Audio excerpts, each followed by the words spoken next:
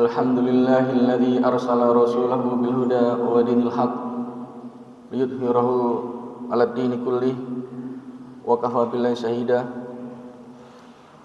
Allahumma shalli wa sallim wa barik wa an'im ala nabiyyina wa imamina imamul mujahidin nabiyina Muhammad sallallahu alaihi wasallam wa ala alihi wa ashabihi wa man tabi'ahu hudahu ila yaumil qiyamah. Amma ba'du, fa ya ma'asyiral muslimin, a'azzani Allah wa iyyakum. Alhamdulillah, pada pagi hari ini kita semuanya diberikan rahmat oleh Allah Azza wa Jalla untuk bersama-sama bisa bertemu, berkumpul untuk melaksanakan sholat jamaah subuh yang penuh dengan berkah, yang penuh dengan rahmat dan karunia Allah Azza wa Jalla. Ma'asyiral muslimin, kita sekarang berada di bulan Ramadan, di bulan Rabiul Awal, bulan di mana Rasulullah sallallahu alaihi wasallam dilahirkan di muka bumi ini.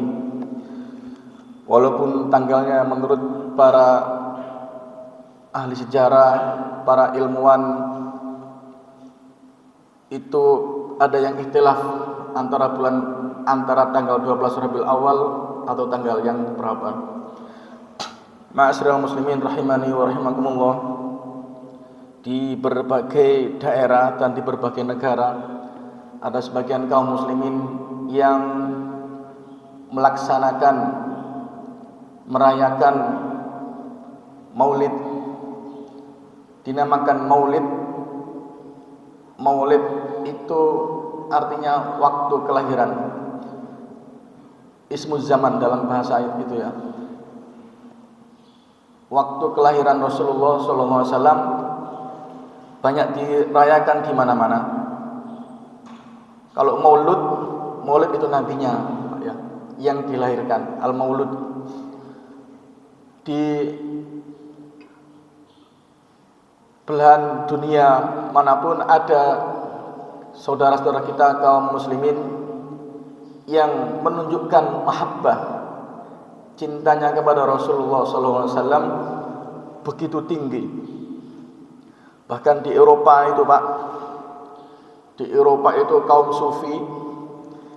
sufi itu mengadakan acara Grand Maulid. Kalau pas harinya Grand Maulid, kalau hari-hari biasanya Great Maulid, mereka keliling ke pelosok-pelosok kampung-kampung sambil membacakan sholawat. Mereka adalah kaum sufi. Kaum sufi perkembangannya sangat besar sekali di Eropa. Bahkan mereka banyak mengajak orang-orang Eropa yang dulunya non-muslim, bahkan ada yang ateis, itu terbawa masuk Islam karena akhlak orang-orang sufi ini dalam menyebarkan dakwah Islam. Ma'asyiral muslimin rahimani wa rahimakumullah, kita sebagai kaum muslimin melihat besarnya perasaan cinta dan sayangnya umat Islam pada Rasulullah SAW, walaupun mereka belum pernah melihat Nabi, walaupun kita belum pernah melihat Nabi. Ibnu Taimiyah mengatakan dalam kitabnya bahwasanya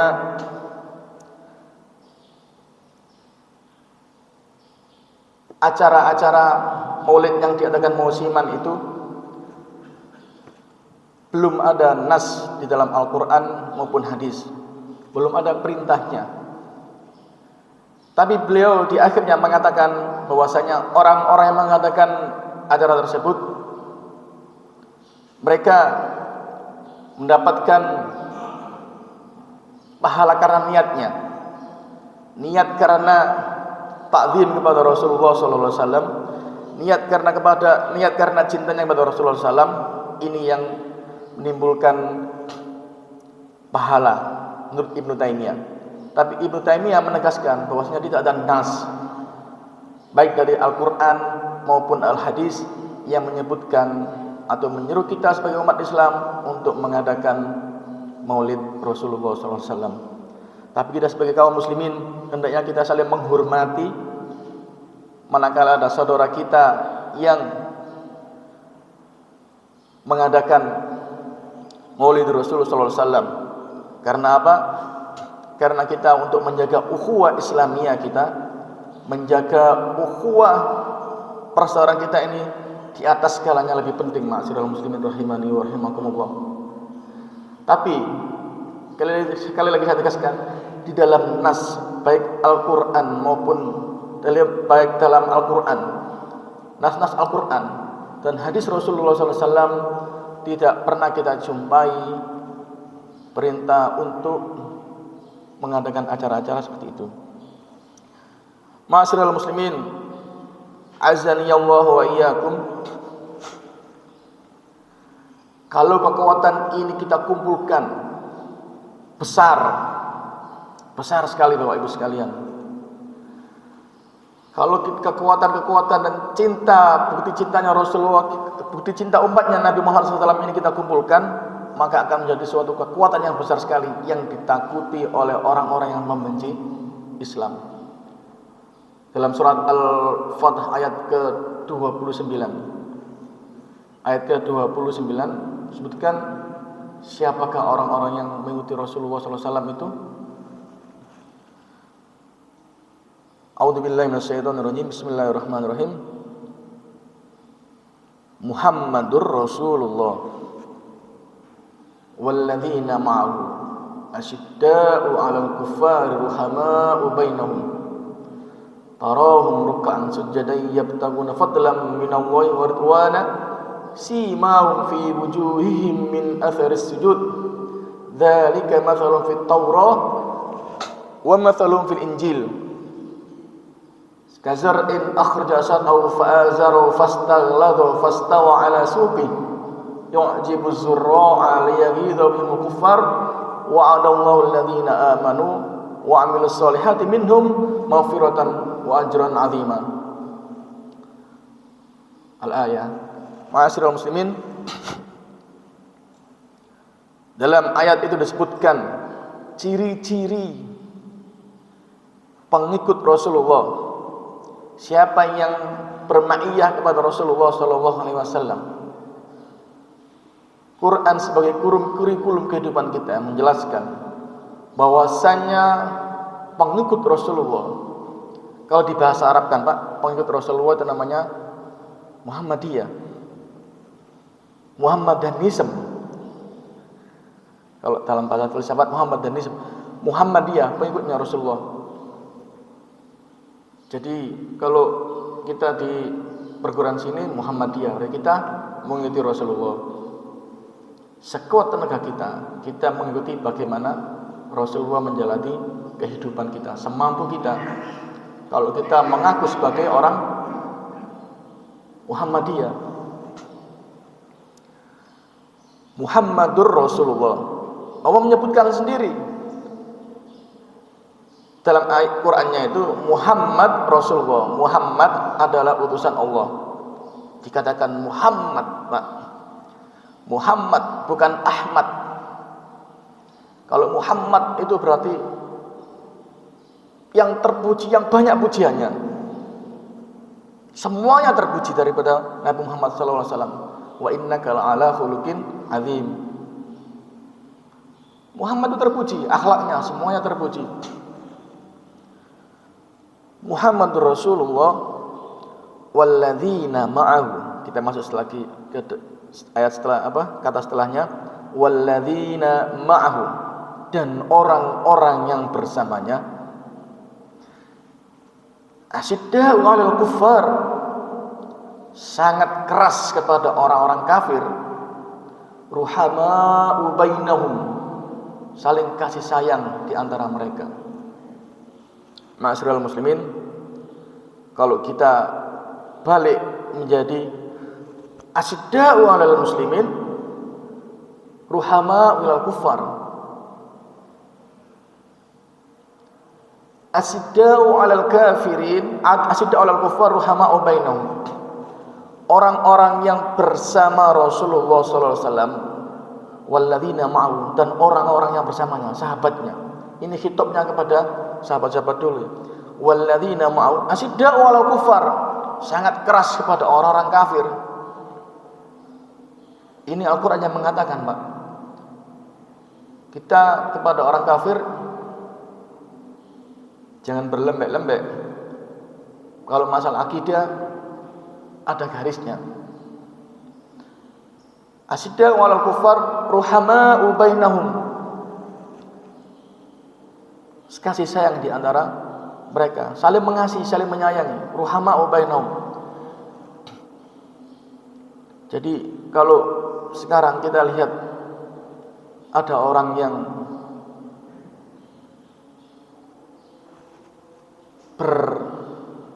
berlebihan tasahmuhnya kepada orang kufar, maka kalau sesuai dengan ayat ini, Bapak bisa menilai sendiri, Bapak Ibu sekalian. Ruhama'u bainahum. Tahun 2024 sekarang ya. Dan Al-Qur'an itu mulaimun li ayyi zamanin wa makan. Al-Qur'an itu cocok untuk di semua tempat dan di semua waktu. Al-Quran mulai li ayyi zaman wa li ayyi makan. Bukan manusianya yang menyesuaikan Al-Quran, bukan Al-Qurannya yang menyesuaikan manusia, tapi manusianya yang menyesuaikan Al-Quran. Tarahum ruk'an sujada. Allah sebutkan, kamu melihat mereka itu rukuk dan sujud. Artinya apa? Orang-orang yang bersama Rasulullah SAW itu sering melakukan sholat. Pekerjaannya juga sholat. Banyak sholatnya. Tarom ruk'an sujadan, karena menggunakan kata ruk'an, bukan roki'in. Tarom roki'in, kamu melihat mereka roki'in, sujud, rukuk dan sujud, sajidin, bukan. Tapi Al-Quran menggunakan bahasa tarahum ruk'an sujada. Allah Subhanahu wa taala menggunakan kata taro, bukan ro'aita. Taro itu dalam kaidah bahasa Arab adalah fi'il mudhari'. Fi'il mudhari' itu tufidul istimrar. Tufidul istimrar, selalu berkelanjutan, yang dilakukan sekarang dan akan datang. Tufidul istimrar. Tarahum ruk'an sujada. Jadi taro ini bagi siapa? Ya, bagi si membacanya. Tarahum ruk'an sujada. Kamu melihat orang-orang yang bersama Rasulullah sallallahu alaihi wasallam itu selalu rukuk dan sujud.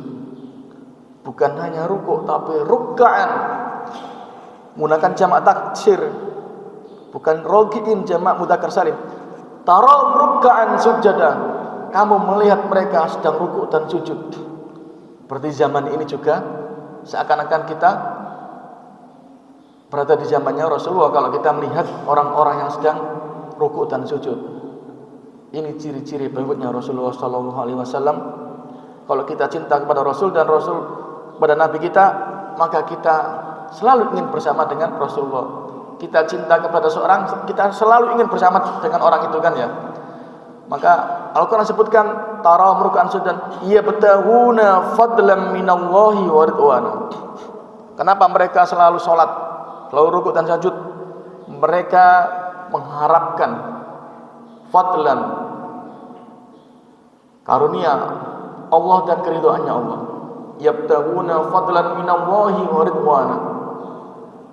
Orang-orang yang bersama Rasulullah itu sholat, dan sholatnya adalah karena mengharapkan pahala dan ridhonya Allah.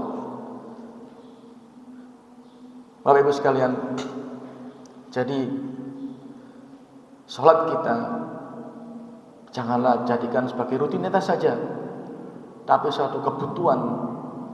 Kita butuh untuk mendapatkan pahalanya Allah dan ridhonya Allah. Sebagaimana ayat tadi menyebutkan, Bapak Ibu sekalian, simahum fi wujuhihim min athar sujud. Tanda-tanda orang-orang yang bersama Rasulullah itu dalam wajahnya ada asar, bekas-bekas sujud. Dalam wajahnya terpancar wajah yang sering berwudu, dalam wajahnya terpancar orang-orang yang selalu melakukan sholat. Ruku dan sujud berarti kan sholat Pak ya. Rukuknya banyak, sujudnya banyak. Sholat rawatib, bukan hanya rawatib saja, sholat-sholat yang lainnya dilaksanakan. Para merukan sunnah nyiptakan fadilah minna wa ridwana simahum fi wujuhihim min athar sujud. Bapak Ibu sekalian, dzalika mathalun fit Taurat. Jadi perumpamaan mereka itu telah disebutkan dalam kitab Taurat. Perumpamaan orang-orang yang bersama Rasulullah SAW itu telah disebutkan dalam kitab Taurat. Dzalika mathalun fit Taurat. Wa mathalun fil Injil. Dan perumpamaan mereka orang-orang yang bersama Rasulullah SAW fil Injil, dalam kitab Injil, kazar'in akhraja shat'ah, bagaikan tanaman yang mengeluarkan tunasnya. Kazar'in akhraja shat'ah fa'azarahu fastaghladu fastawala suqi. Tanaman yang mengeluarkan tunasnya, menguatkan, semakin besar dan mengokohkan. Tanaman yang kuat diumpamakan dalam kitab Injil. Yu'jibu zurra liyaghidha bihimul kuffar.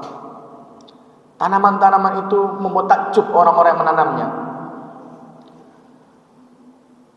Ini balaghah ya. Tanaman-tanaman itu membuat takjub orang-orang yang menanamnya. Yu'jibul zurra liyaghidha bihimul kuffar. Agar orang-orang kafir itu jengkel melihat kokohnya orang-orang yang bersama Rasulullah SAW, melihat kuatnya orang-orang yang bersama Nabi, sahabat-sahabat Nabi saat itu, dan demikian pula orang-orang zaman sekarang yang begitu kokohnya memegang ajaran Rasulullah SAW. Itu orang-orang kafir merasa jengkel melihatnya. Ya gitu bil kufar wa'adallahu alladhina amanu wa 'amilus solihati minhum. Allah telah menjanjikan wa'adallahu alladhina amanu, orang-orang yang beriman, bukan hanya beriman, wa 'amilus solihat, dan juga berkarya-karya baik. Amilus solihat, jadi orang yang berkarya baik di dunia tapi dia tidak beriman, itu dia ada nilai di sisinya Allah Azza wa Jalla. Karya baik itu apa? Amal-amal soleh, amal-amal yang bermanfaat bagi banyak orang. Wa amilus solihat wa adawal ladzina amanu wa amilus solihati minhum maghfirah. Pertama yang dapatkan adalah ampunan, karena setiap manusia itu pasti ada dosa. Orang-orang yang beriman dan berkarya baik di dunia selama hidupnya mendapatkan ampunan dari Allah, maghfiratan wa ajran azima, dan pahala yang agung. Apa pahala yang agung itu? Surga, Pak. Dari ayat ini kita bisa mengetahui bahwasanya orang-orang yang bersama Rasulullah SAW itu banyak sholatnya. Itu Al-Quran telah menerangkan seperti itu, Pak. Ma'asyiral muslimin rahimani wa rahimakumullah. Yang terakhir saya tutup dengan banyak terjadi sekarang ini. Di zamannya Rasulullah SAW itu ada masjid yang dibakar oleh Nabi Muhammad SAW. Tentu atas perintahnya Allah Azza wa Jalla. Masjid itu didirikan bukan berdasarkan karena takwaan, tapi didirikan untuk memecah belah umat Islam, untuk merusak akidah umat Islam. Dan masjid itu didirikan oleh kaum munafik karena merasa iri melihat perkembangannya kemajuan umat Islam saat itu setelah Rasulullah SAW mendirikan Masjid Quba. Mereka orang-orang munafik pamit kepada Rasulullah untuk mendirikan masjid dan ingin agar Rasulullah SAW sholat di masjid itu, Pak. Masjid itu dinamakan Masjid Dirar. Dan Nabi Muhammad SAW diperintahkan oleh Allah untuk membakarnya. Nabi tidak tahu, tapi perintah ini turun karena turunnya ayat la takum fi abadan, ayat Masjid Dirar.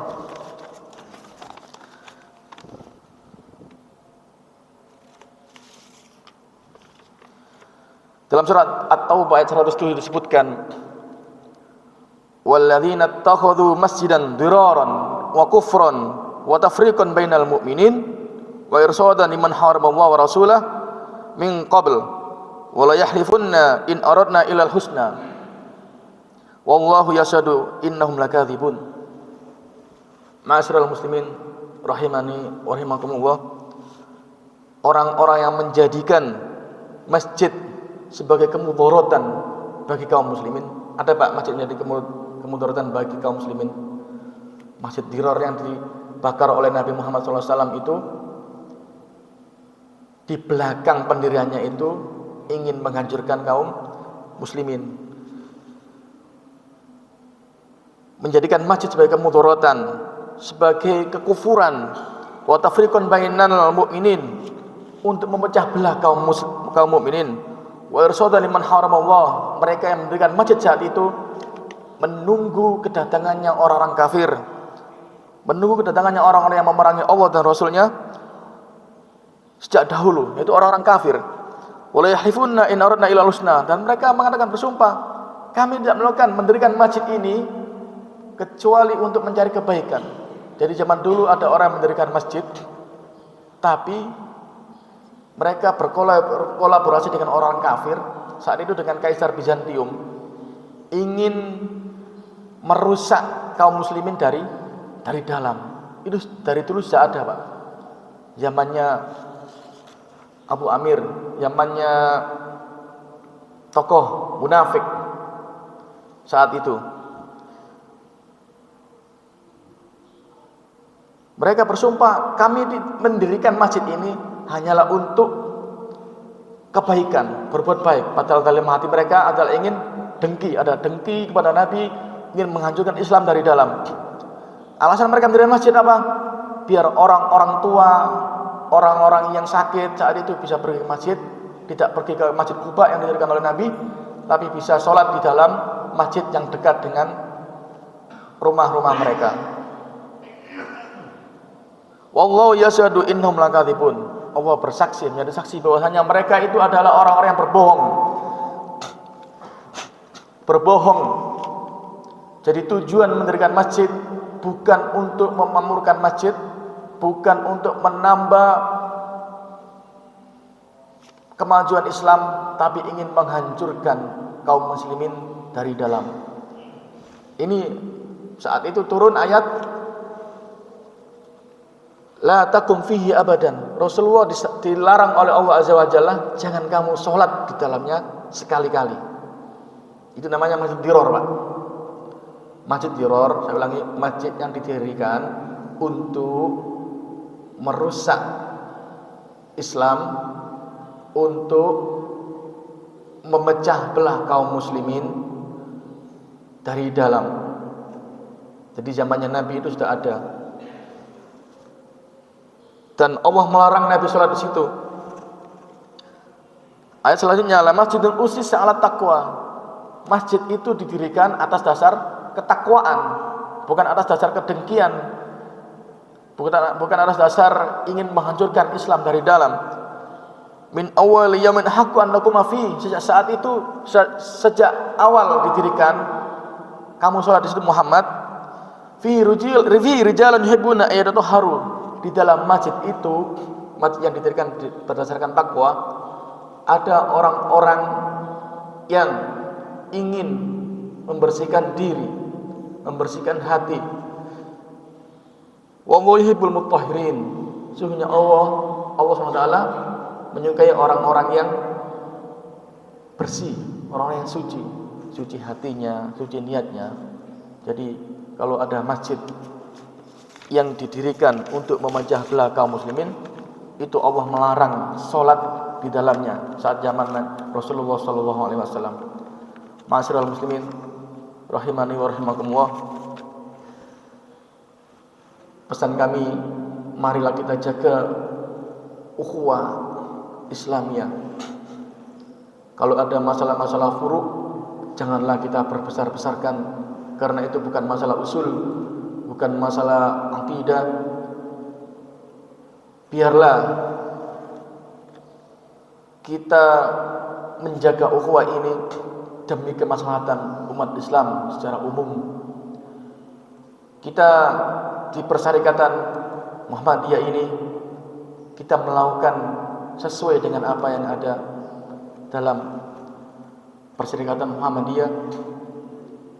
Adapun jikalau ada sebagian kaum muslimin barangkali mempunyai istiadat yang lain, maka hendaknya kita menghormati.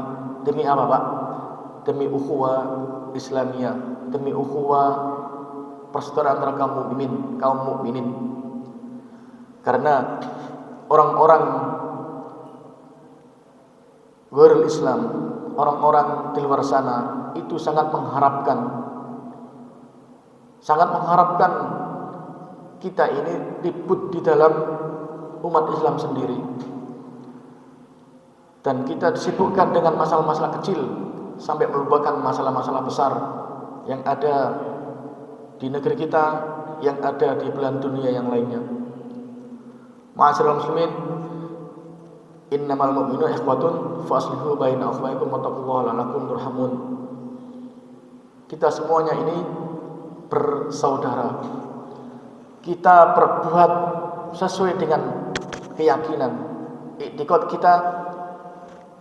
Kalau itu baik, maka kita pegang teguh, dan kalau itu baik, maka kita kabarkan kepada orang-orang yang belum faham. Kita kabarkan kepada orang-orang, kepada keluarga kita, kepada sahabat-sahabat kita, bukan untuk memperbesar khilafiyah, bukan untuk memperbesar jurang perbedaan masalah-masalah yang furu'iyah, tapi hendaklah kita pegang dan taruh di atas kuat-kuat ukhuwah Islamiyah. Akhirul kalam, a'azzani Allah wa iyyakum. Aku lakum syukran katsiran. Kalau benar ini dari Allah Azza wa Jalla, kalau salah itu dari saya sendiri, karena saya juga banyak kekurangan. Astaghfirukum jami'an. Subhanakallahumma wa bihamdika asyhadu an la ilaha illa anta astaghfiruka wa atubu ilaik. Assalamualaikum warahmatullahi wabarakatuh.